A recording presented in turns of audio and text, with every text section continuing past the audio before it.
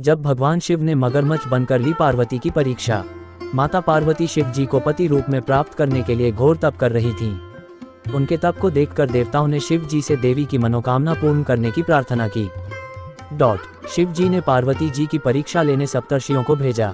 सप्तर्षियों ने शिव जी के सैकड़ों अवगुण गिनाए, पर पार्वती जी को महादेव के अलावा किसी और से विवाह मंजूर न था।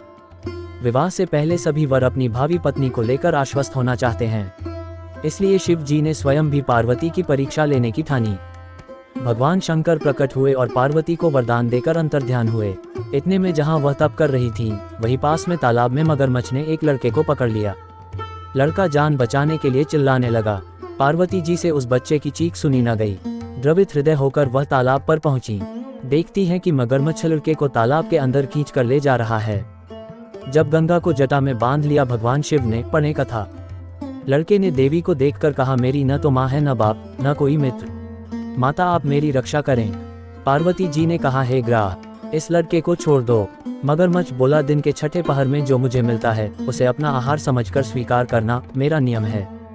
ब्रह्मदेव ने दिन के छठे पहर इस लड़के को भेजा है, मैं इसे क्यों छोड़ूं? पार्वती जी ने विनती की, तुम इसे छोड़ दो, बदले में तुम्हें जो चाहिए वह मुझसे कहो। मगरमच्छ बोला, एक ही शर्त पर मैं इसे छोड़ सकता हूँ। आपने तप करके महादेव से जो वरदान लिया, यदि उस तप का फल मुझे दे दोगी तो मैं इसे छोड़ दूंगा। माता पार्वती के अद्भुत महल की अनोखी कथा। पार्वती जी तैयार हो गईं। उन्होंने कहा, मैं अपने तप का फल तुम्हें देने को तैयार हूँ, लेकिन तुम इस बालक को छोड़ दो। मगरमच्छ ने समझाया, सोच लो देवी, जोश में आकर संकल्प मत करो। हजारों वर्षों तक जैसा तप किया है वह देवताओं के लिए भी संभव नहीं। उसका सारा फल इस बालक के प्राणों के बदले चला जाएगा। पार्वती जी ने कहा, मेरा निश्चय पक्का है, मैं तुम्हें अपने तप का फल देती हूँ, तुम इसका जीवन दे दो।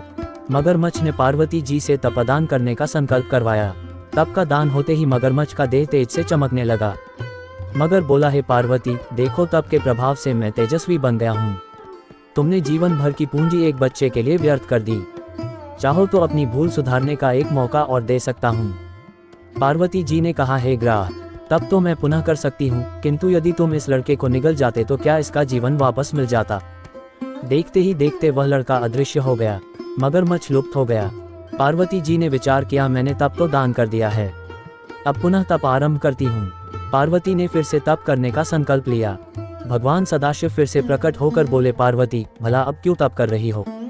पार्वती जी ने कहा, प्रभु, मैंने अपने तप का फल दान कर दिया है। आपको पति रूप में पाने के संकल्प के लिए मैं फिर से वैसा ही घोर तप कर आपको प्रसन्न करूंगी। महादेव बोले, मगरमच्छ और लड़के दोनों रूपों में मैं ही था। तुम्हारा चित्त प्राणी मात्र में अपने सुख दुख का अनुभव करता है या नहीं, इसकी परीक्षा लेने को मैंने ये लीला रची। अनेक रूपों में दिखने वाला मैं एक ही एक हूँ। मैं अनेक शरीरों में, शरीरों से अलग निर्विकार हूँ। तुमने अपना तप मुझे ही दिया है, इसलिए अब और तप करने की जरूरत नहीं। देवी ने महादेव को प्रणाम कर प्रसन्न मन से विदा किया।